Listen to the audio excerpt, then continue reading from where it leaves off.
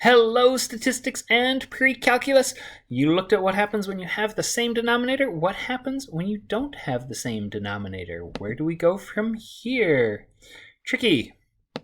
Let's again go back to third grade when you had 1/4 plus 2/4, and that made 3/4. But you looked at that and you said, wait a minute, 2/4, isn't that the same as a half? It looks like a half to me. So yes, you had different denominators, 1/4 and 1/2, give you 3/4. Back to fifth grade, what would you do here? You would look for a common denominator, in this case 6. So you'd multiply this side by 3/3, also known as 1, which means you're allowed to multiply by it, and you'd multiply this fraction by 2/2, also known as 1. So this will give you 3/6 plus 2/6 for a grand total of 5/6. Likewise down here. But in this case, 5 goes into 20, so you have a common denominator of 20. You don't need to change this one. This fraction, you multiply by 4/4, also known as 1, and you get 12/20 plus 17/20 for a total of 29/20. And again, a tip on how you found a common denominator in the first place. The least common denominator, you have to have things that you have to have every factor that's in a denominator anywhere has to be included in your common denominator. So here we have a 3, a 5, and a 2. They all have to be included. 3 times 5 times 2. 5 times 2 is 10 times 3 is 30 would be your least common denominator here. In this case, however, 2 already goes into 12, so by having a 12, you've got the 2 covered. The 12 is 3 times 4, also known as 3 times 2 times 2. So we need a 2 for this fraction, we need a 5 for this fraction, and for the 12, we've got one of the 2's covered, we need an additional 3 and a 2. So again, here we have 10 and 6 for a total of 60, and you can verify that 2, 5, and 12 all go into 60. Yay! To get your common denominator, you want to write your equivalent fractions that all have that same denominator. You say, what am I missing? I've got 1/3. I'm aiming for 24. I need to multiply by 8/8 in order to get 8/24. That's common denominator of 24. In this case, I've got 12 already, it's only 2 that's missing, so I multiply by 1, written as 2/2, for a total of 10/24. Or in this case, 7/4, I've got 4, I need 6 more. I need to multiply by 6, so 6/6, for a total of 42/24. And in this case, 5, what the heck, 5, that's 5/1. 5/1 times 24/24 gives you 120/24.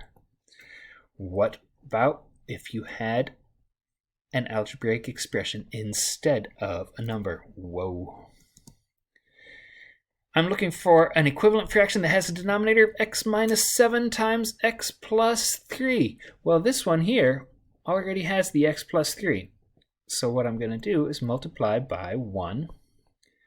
But I'm going to write my 1 as x minus 7 over x minus 7. Now I have a common factor.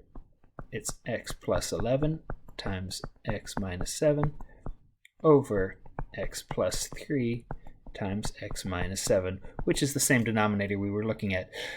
We'll look forward in the future to expanding these or choosing not to expand these. In general, it's going to make your life easier if you don't expand them. But in this case, so now we have 7x and we have x minus 7.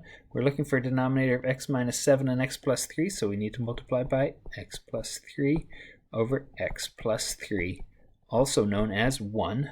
And I got 7x over x times x plus 3 over my denominator, x minus 7 times x plus 3. There we go. Looking good, yes?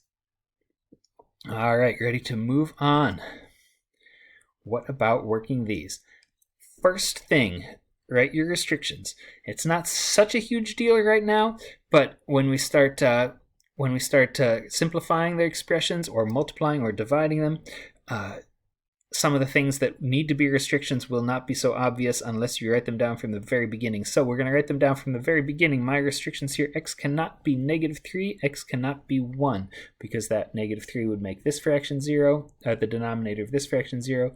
X is 1 would make the denominator of that fraction 0. First step, your common denominator is x plus 3 times x minus 1, and so you multiply both sides by the appropriate piece. Multiply this side by 1, written as x minus 1 over x minus 1. Multiply this side by 1, written as x plus 3 over x plus 3. Do some multiplying, and then combine. 5x squared minus 5x plus 4x plus 12. There we go. 5x squared minus x plus 12 over x minus 1 times x plus 3. Again, probably not worth your trouble to expand that denominator because it's more helpful when it's already factored. Last one, 2x minus 5 over 3x plus 7 minus 3x over x minus 4. Number 1, again, the restrictions. This denominator would be 0 if x was -7/3, so that is out. This would be 0 if x was 4, so that is out. Multiply by the piece you need to get a common denominator. Do a little expanding, and now combining. I have to be careful because we're subtracting here. So I'm going to have a 2x squared minus a 9x squared for a minus 7x squared, minus 13x minus 21x for a minus 34x, and a 20 and nothing on that side, so just a plus 20, and there we go. One quick look at doing this on your calculator.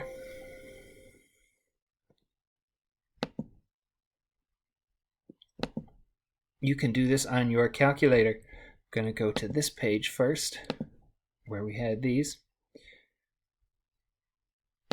If you type in your fraction, you get an answer.